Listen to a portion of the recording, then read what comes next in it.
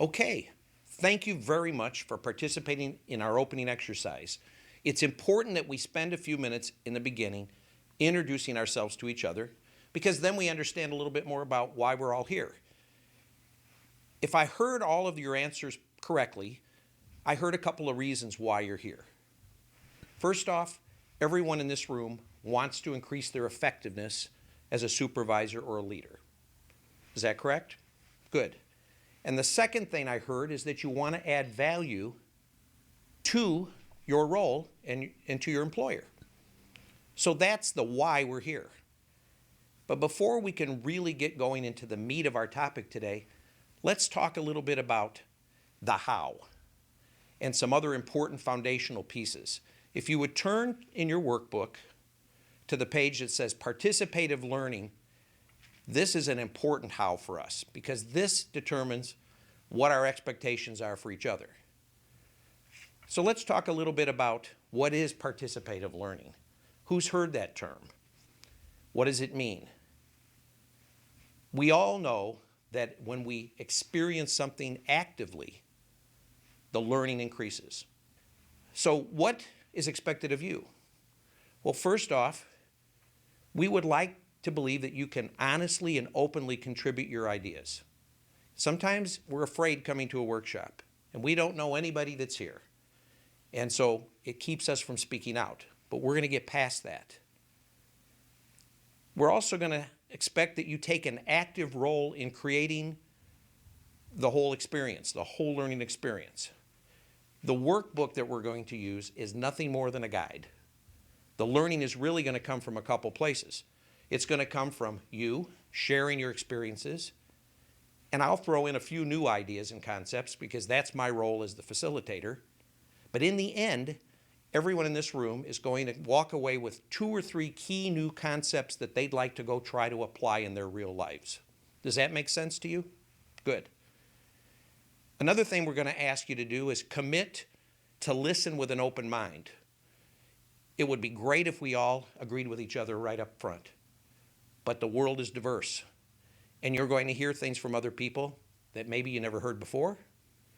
Maybe you're going to share something that someone else has never heard before. But in the end, if we commit to being open to these new thoughts and ideas, it's going to work out well. And finally, be open to some new learning methods because I use some methods that you may not have experienced before. So that's what we're expecting of you as the attendee. Now let's talk about what it is that my job entails. Well, a facilitator is not a lecturer, and a facilitator is not a presenter. A facilitator is someone who, in simple terms, keeps things moving and keeps the involvement on the part of everyone.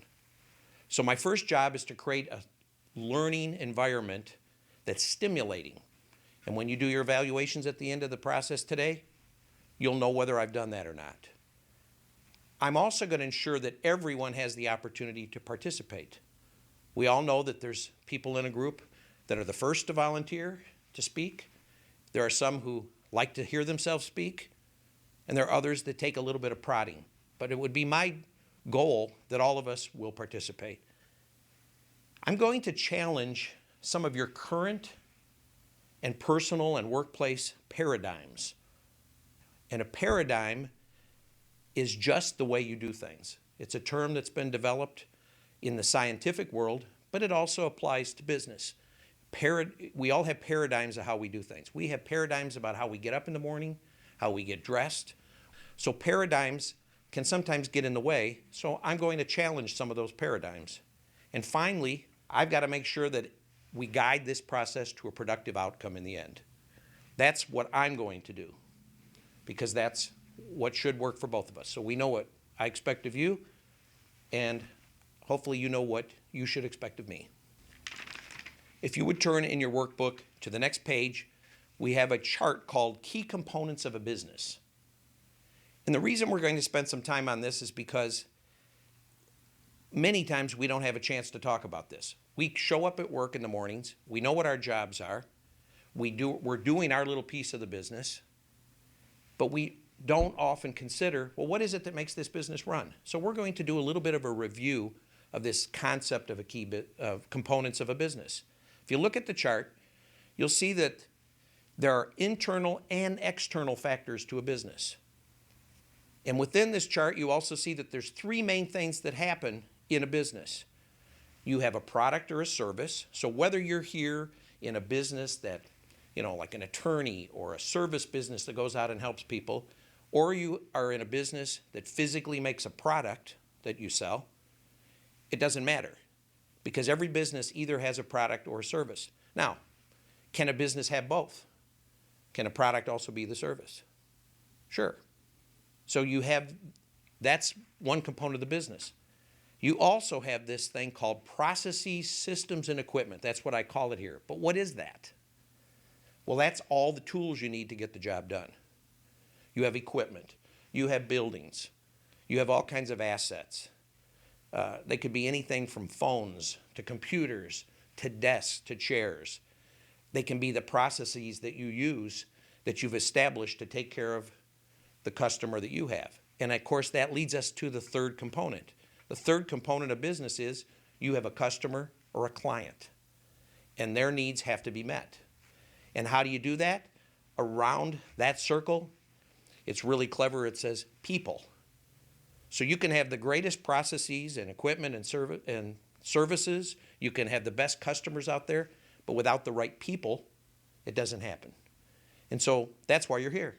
Your company or you value your skills enough to want to improve them so that you can increase the effectiveness of that ring, the people. And then there's this pesky thing called external factors. Those are the things we don't have a lot of control over. And if you look down here, you maybe can think of some more, but here are a few of them. One is the economy. Can we control the economy? Probably not. I think a lot of us wish we could, but that's just not possible. Here's another one that we concern ourselves with. How about competition? Do we all have competitors? Yes. And if we don't believe that, then we have a problem. I'd like to be in your business because you're all by yourself and nobody's competing with you. That would be perfect. And that might work if you're a pioneer in some new business for a while, but eventually you have competition. Then there's this thing, external factors called technology. This one probably impacts all of us more than we ever believe. We just get that new system in place, buy all that equipment, and what happens? It's out of date immediately. How many of you have smartphones and all of that technology? If you didn't buy another new one this week, you're already out of date. So technology is a big external factor that impacts businesses. Social and cultural issues. Well, what are those? Those are all those things as to whether we're going to be responsible in our community. Some companies are very good about being plugged into the culture and the place that their business resides in. Others don't see a need to do that. There's the marketplace itself, understanding what's happening in that marketplace with competition, with pricing, with all those other factors. Then we have these things called vendors and suppliers. We might be a vendor or supplier, but we have them as well. We can't succeed if we don't have people helping us. And in today's world, we hear about strategic partnerships. We hear about sharing of resources. That's a vendor-supplier. Then there's politics. Is there politics in a business? Oh yeah, every business has it. And I'm sure we'll hear some of those examples from you as we move forward. And then there's one that we really can't control at all. It's called disasters. What are disasters? Well, those are those things that happen to us, whether we plan them or not. Usually not. And so this is just a brief snapshot to remind us that businesses are complex. We're one little piece of that business as an employee or as a contributor. So hopefully this is just a great reminder for us to know that we can make a difference in that circle. Okay, does that make sense to everyone? Good. And finally, I have one more thing I'd like to just address before we get into the meat of the topic today. And it's a page in here called the perception filter. Now, this is kind of an odd picture, You're seeing a funnel. It's the most attractive one I could find that it would copy. But what we want to understand here is that each one of us has a specific filter of how we take in information and how we interpret that information. Does that make sense to you? So as an example, Bob over here has a different way that he thinks about things than Cynthia does. So let's just spend a couple of minutes talking about what goes into that filter. And we might even want to picture everyone in this room with a filter on their head, just as a reminder that they're taking information in differently. I've got 20 people in this room, and I understand that there are similarities in how we're thinking, but I also know that there are a lot of differences in the way that people are taking in and processing what I'm saying. And you have to remember that every day in your roles as well. So let's just do a little bit of brainstorming. What might make Bob's filter different than Cynthia's? Doug, do you have any ideas? What kind of things would make his filter different? Boy, girl. Oh, so sex or gender. Correct. Gender could come into play. What else might make it different? Ethnicity. Ethnicity, right? I heard background from this side of the room. Background. How were we raised?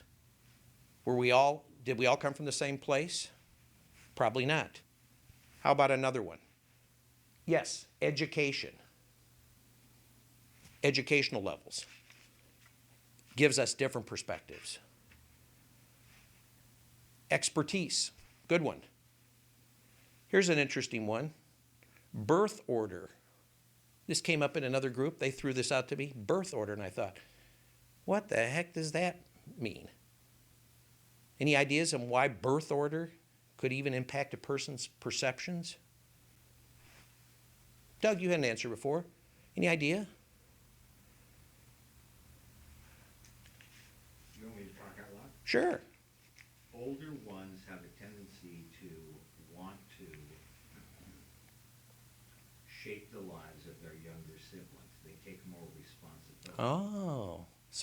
So what Doug is saying is old ones might be a little bossier because they had more responsibility thrust on them as being the oldest person in their family, the oldest child. That makes a lot of sense.